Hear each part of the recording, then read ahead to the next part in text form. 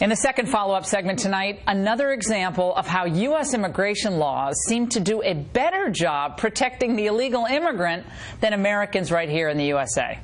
Just weeks ago, Cynthia Garcia-Cisneros, an illegal immigrant, had her immigration case dismissed despite the fact that she was convicted of a felony hit-and-run that resulted in the death of 2 young girls.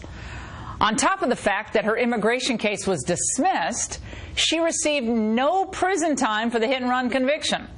Cisneros was temporarily allowed to be in this country due to an executive order by the Obama administration back in 2012, since she was a child when her parents brought her to the United States, the so-called DACA status. Joining us now from Fort Worth, Texas, is Francisco Hernandez, an immigration attorney. Francisco, it's good to see you. This was a horrible case. You can call me Laura, Francisco. This is a horrible case. This woman ran over 2 girls in a leaf pile. She was convicted of a felony, as a felony hit-and-run, 2 counts. And then she doesn't get any jail time, goes to immigration, and the judge, whose name will not be released apparently, they're not releasing the name of the judge, says she can stay in the country. Do you support this decision?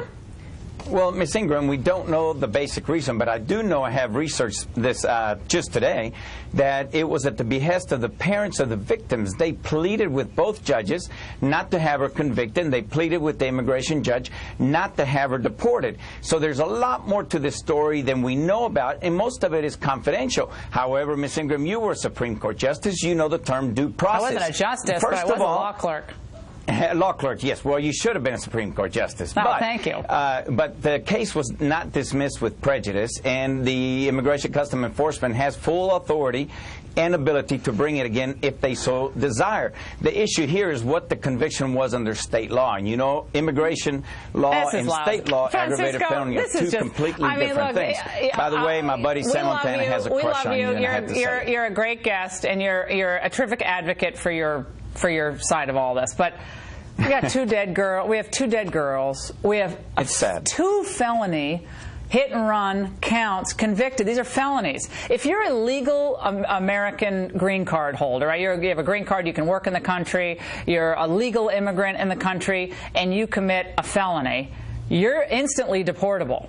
The case of Conrad Black, who was convicted of by Patrick Fitzgerald, all this felony. The Supreme Court throws out the honest services statute. The guy can't come back into the country, right? But he was legally present in the country when he was convicted of a felony. Ultimately, he's out. He can't come back to the country. But we have special status given to these so-called dreamers, who she dreamed all her way right into running over these 2 girls. And I'm glad that parents feel bad for her. But this just shows us this whole dreamer thing is a big farce. But she didn't get to stay because of her DREAM Act status. She gets to stay because of the result of the state case, plus whatever went on in the immigration court, which up until now is completely confidential, and we're not able to find out. Sure, the judge's name ought to be held confidential. Why are we not able to find out the name of the judge, and they're not going to say why it was dropped, why the case was dropped? You may have sources, but ICE is not revealing why this case was dropped. Well, and we already know that, well, they can't. They reveal all sorts of stuff to us when it's convenient to their agenda. And I'll also remind you, Francisco, 68,000 criminals have been released in the last year by ICE. 167 murderers have been released by ICE.